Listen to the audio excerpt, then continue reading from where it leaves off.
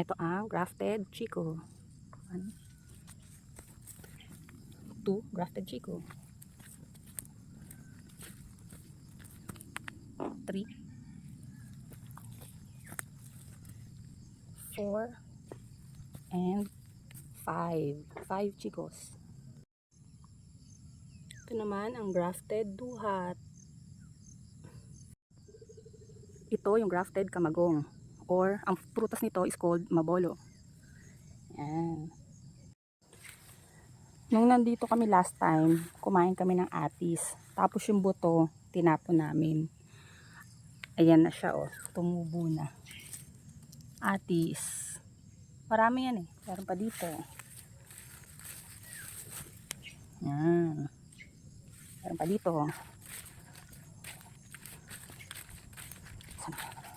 Ito, oh.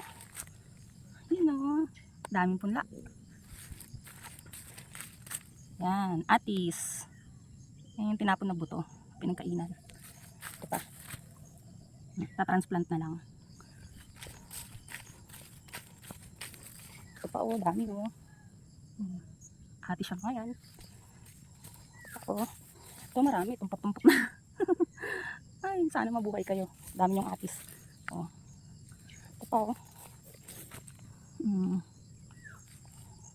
Oh, buhay na yung Indian mango. Ito pa. Mango.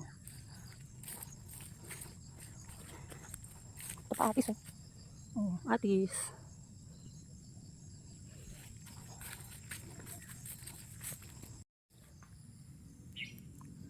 Siyempre, habang hinihintay yung mga maliliit na atis, ito ang aming grafted atis.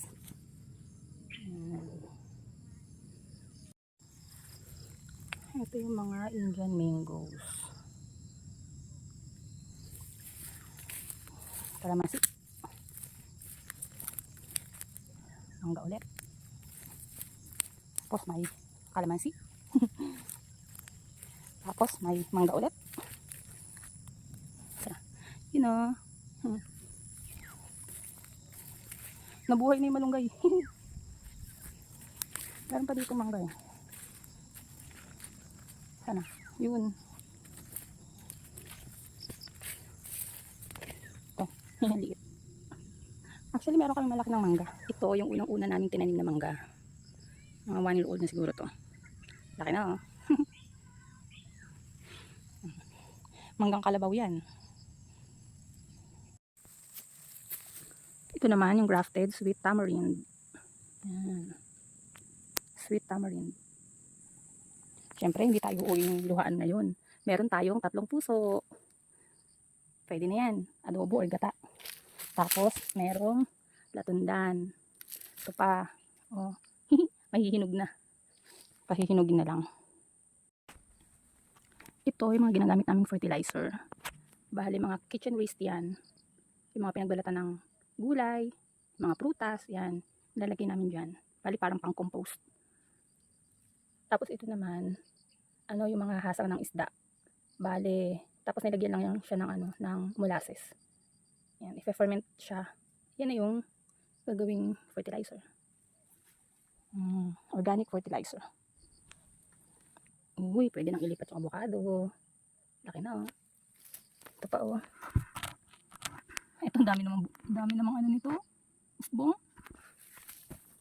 At ito rin oh, avocado. 3 yung usbong niya. Ayan pa oh.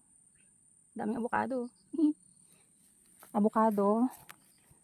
At saka ito mga ano to. Buto ng mabolo or kamagong. Yan. Saka ito. Mga kamagong yan. Meron pa dito. Ililipat na lang. Hindi ko alam kung saan namin ilalagay yan.